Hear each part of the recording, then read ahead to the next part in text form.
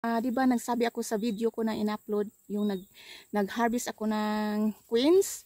Meron akong customer taga Chile.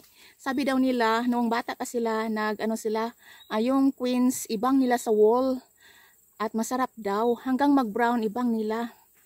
So dito tayo guys. Ang daming mga naglagas guys. So ito lang ang ating ibang natin yung na dito. Nag-drop na. So ibang natin. Tingnan natin kung masarap ba. Sabi daw nila masarap daw. Ibang natin hanggang mag-brown. Sarap ito gawing jelly guys. Pag mayroon akong time, magluto ako ng queen's jelly. Ito na yun masarap ba ito? Sayang yung niya, yung juice niya hindi pa, kulang pa. Ito. Ang ganda talaga ng kulay niya. May lami. Upload. Ang lami ito guys, lutuon nimo, i-boiled lang. Then ilagay sa cereal. May lami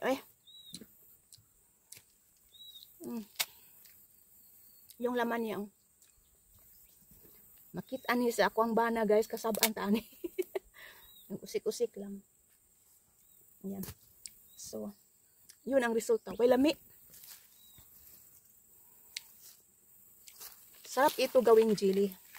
Lutuin lang. So, ayan. So, magkuha ako ng mga queens dito. Yung daming mga naglagas ba.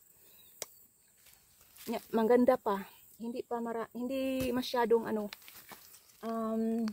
like ito sayang na nag-drop sila na kuan sa bato. Sayang.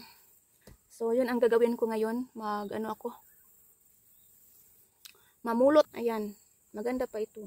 Ito ang dami. Naglagas sila. Ganda. Mabango na. Pag yellow na sila, hinog na, mabango. Parang parang rock melon pag maghinog, masabi mo yung hinog kasi mabango na. Puno na itong basket. Queen's fruit. Yan, ang ganda nila guys. Ayan. Mayroon pa dito. May kunti lang silang black spot dahil sa sa wet weather namin. Ayan, kasi ang summer namin is wet. Sayang ito nag-brown. Pwede naman ito siya lutuin guys. Cut mo lang yung brown, tapos mayroon pa man dito. Mapakinabangan pa ito gawing queen's jelly.